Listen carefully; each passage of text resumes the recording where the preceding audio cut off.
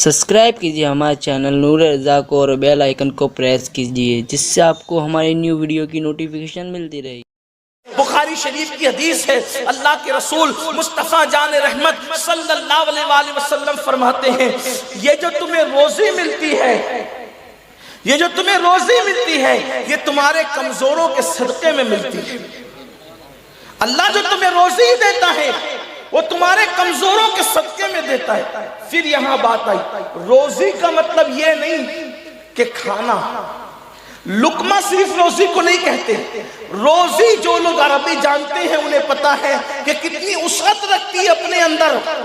ضرورت کی ہر چیز کو روزی کہتے ہیں، ضرورت کی ہر چیز کو روزی کہتے ہیں۔ اب پتا چلا حضور علیہ الصلوۃ والتسلیم کی یہ شان ہے کہ حضور مختصر جملوں میں سمندروں کو کوزے میں سمیٹ دیتے ہیں۔ ارشاد فرمایا جو تمہیں روزی ملتی ہے وہ تمہارے کمزوروں کے صدقے میں ملتی ہے، کمزوروں کی وجہ سے ملتی ہے۔ یعنی پانی برس رہا ہے، کمزوروں کی وجہ سے برس رہا ہے، اناج اگ رہا ہے، کمزوروں کی وجہ سے اگ رہا ہے، لباس مل رہا ہے، کمزوروں کی وجہ سے مل رہا ہے، سانسیں مل رہی ہے، کمزوروں کی وجہ سے مل رہی ہے۔ یعنی ہر ضرورت تمہاری جو پوری ہو رہی ہے وہ کمزوروں کی وجہ سے پوری ہو رہی ہے۔ اب اس کی شرح کرتے ہوئے ملا علی قاری لکھتے ہیں کہ یہ کون کمزور لوگ ہیں؟ یہ جو بخاری شریف کی حدیث ہے کہ تمہارے کمزوروں کی وجہ سے تمہاری ضرورت پوری ہوتی ہے۔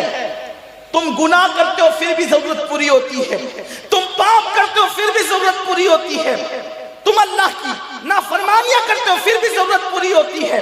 تو وہ کون مبارک لوگ ہیں، وہ کون برکت والے لوگ ہیں جس کی وجہ سے تمہاری ضرورتیں پوری کرتا ہے؟ وہ کون کمزور ہے؟ تو ملا علی قاری ایک حدیث کے حوالے سے لکھتے ہیں کہ وہ کمزور لوگ نہیں جس کو تم جسمانی اعتبار سے کمزور سمجھتے ہو۔ یہاں کمزور سے مراد اللہ کے وہ ولی ہیں، اللہ کے وہ برگزیدہ بندے ہیں کہ اللہ اکبر جو اس شان سے زندگی گزارتے ہیں کہ اللہ کثرت روزہ نے، کثرت صوم نے اور ترک نوم نے اور کثرت قیام نے ان لوگوں کو ظاہری طور پر کمزور کر دیا ہے، اور وہ دل کی گہرائیوں سے شکستہ دلی کے ساتھ، ٹوٹے ہوئے دل کے ساتھ تمہارے لیے اللہ کی بارگاہ میں دعا کرتے ہیں تو ان کے صدقے میں اللہ تمہاری مصیبتوں کو ٹال دیتا ہے۔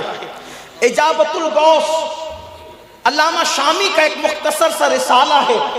علامہ سید محمد ابن عابدین شامی وہ اپنے رسالہ اجابت الغوث میں لکھتے ہیں کہ اللہ کے رسول علیہ السلام فرماتے ہیں کہ میری امت کے کچھ لوگ ہیں جن کے صدقے میں تم جنگوں میں فتح یاب ہوتے ہو۔ یعنی طاقت کی کمی کے باوجود مسلمان جنگ جیتتا ہے، بعض مقامات ایسے ہوتے تمہیں فتح ملتی ہے، نصرت ملتی ہے۔ اللہ کے حبیب علیہ السلام نے اپنے ظاہری دور میں فرمایا تھا کہ تم لوگ جنگیں جیتتے ہو، ایسے کچھ لوگ ہیں ان کی برکت سے تم جنگیں جیتتے ہو، ان کی وجہ سے بارش برستی ہے، ان کی وجہ سے مصیبتیں دور ہوتی ہے، ان کی وجہ سے تکلیفیں ٹالی جاتی ہے، ان کی وجہ سے بلائیں ٹالی جاتی ہے۔ صحابہ نے پوچھا حضور وہ کون لوگ ہیں؟ تو میرے آقا فرماتے ہیں ان کو ابدال کہا جاتا ہے۔ ابدال یہ اولیاء کی ایک قسم ہے۔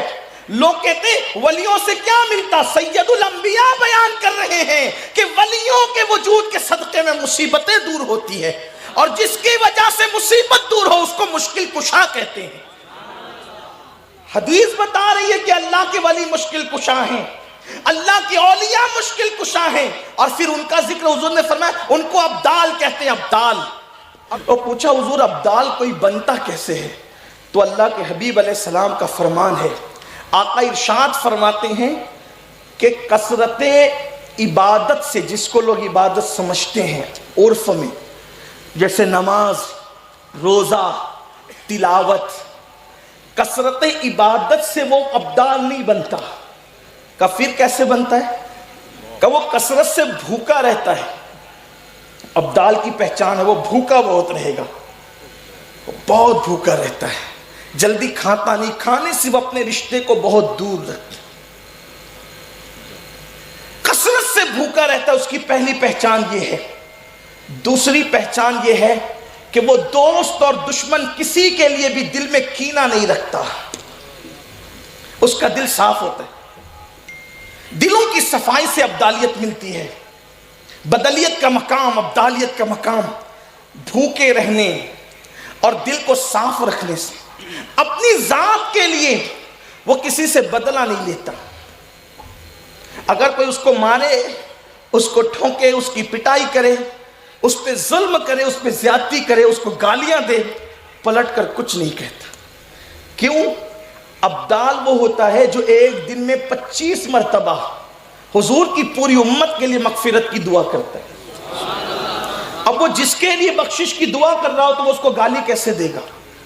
وہ اس سے بدلہ کیسے لے گا؟ وہ اس سے نفرت کیسے کرے گا؟ یہاں مسلمانوں کو پتہ چلنا چاہیے کہ گالیاں دینے والے ولی نہیں بنتے. ایک دوسرے کو اپنی ذاتی دشمنی کی بنیاد پر کافر کہنے والے ولی نہیں بنتے.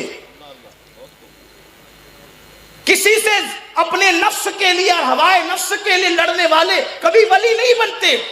ولایت ان کو ملتی ہے جن کے دل صاف ہوتے. کیوں؟ اس لیے کہ جس دل میں بندوں کی دشمنی بیٹھی ہو، اس دل میں یار کی دوستی کیسے بیٹھ سکتی ہے؟ دل تو ایک ہی ہے، اس میں گندگی اور پاکی دونوں جمع نہیں ہو سکتی. ایک دل میں گندگی، اور جس دل میں کینہ کی ناپاکی ہوگی اس دل میں اللہ کے انوار کی پاکی نہیں آ سکتی. تو پہلے دل پاک ہوتے، کینوں سے دل صاف ہوتا ہے، تب مقام ملتا ہے ولایت کا مقام.